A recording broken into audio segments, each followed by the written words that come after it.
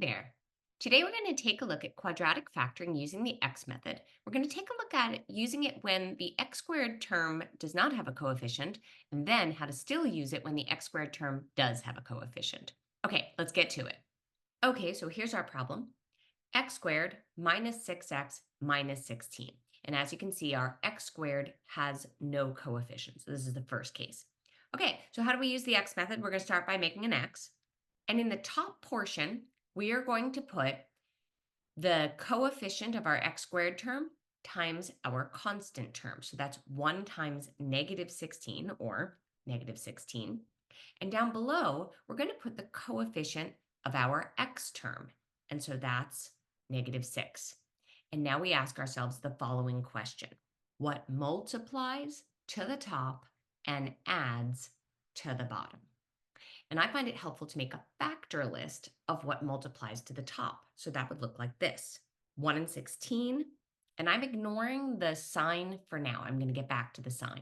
So 1 and 16, 2 and 8, 4 and 4, and that's it. All right, now, in order to multiply to a negative number, one of these has to be negative and one of these has to be positive. So now I'm asking myself, how could I combine these to end up with a negative 6? Well, if I do 1 and 16, there's no way that would either be the 1 is negative, so 15, or the 16 is negative, so negative 15. If I look at my 2 and 8, right? If the 2 is negative, that's positive 6. If the 8 is negative, that's negative 6. There's my money. Bing, bing, bing. So I put my 2 and my 8. And again, because the 6 is negative, I need the larger of those two numbers to be negative. And if I looked at the 4 and 4, I would get a 0 either way. So that's not going to work out for me. All right. Having done that, and because my x squared coefficient is a 1, I have now completed my problem, and my factoring looks like this. I know the first term in each of my parentheses is just an x, because x times x gets me my x squared. And in doing my x method, I have now found my two middle terms that add up to that negative 6x. So I know that one of these is a plus 2, and one of these is a minus 8. And then my final would be 2 times negative 8.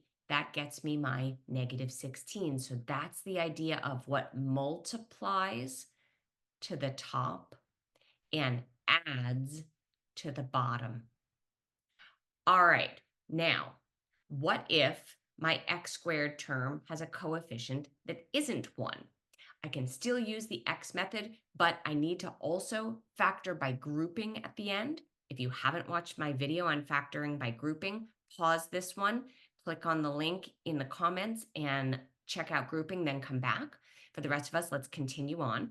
So let's take a look at this new problem, 3x squared plus 11x minus 4. It looks kind of beastly, but let's give it a shot with the x method. So we'll make our x.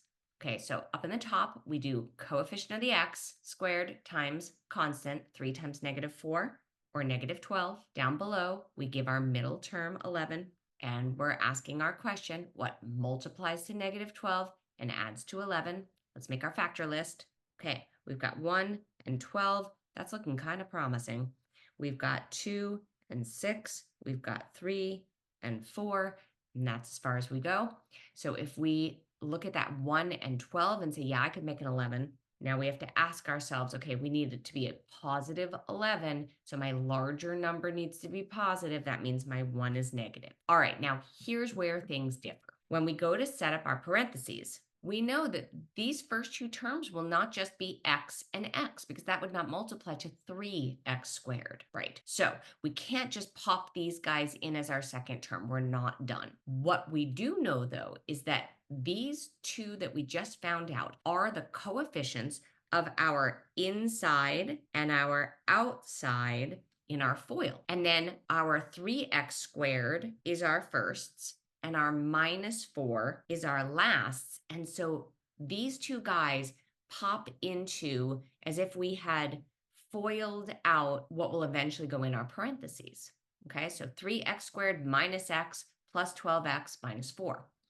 Now, as I mentioned before, we're going to finish by factoring by grouping. So that starts like this, right? We group it into 2 bits. And now within each bit, we say, what is the largest thing I can factor out of both? 3x squared and minus 1x have a single x in common. So I factor that out, and 3x squared divided by x leaves me with 3x, and minus 1x divided by x leaves me with minus 1 plus.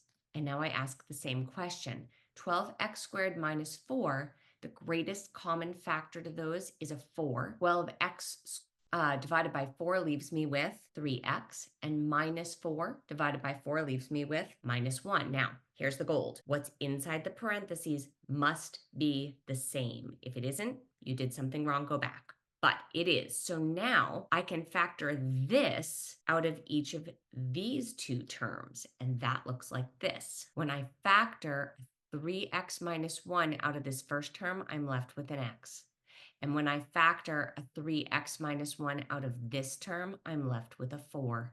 And so what goes in my parentheses is 3x minus 1 times x minus 4. And I could see that if I FOILed that out, I would get this. So that is how to use the x method even when the coefficient of your x squared term has a number. All right, so check that out. Check out my video on factoring by grouping. Take a look. I've got more videos on using the x method. I've got a video on using the box method. Take a look at factoring a difference of squares or completing the squares, and then take a look at advanced polynomial factoring. And as always, keep on mathing.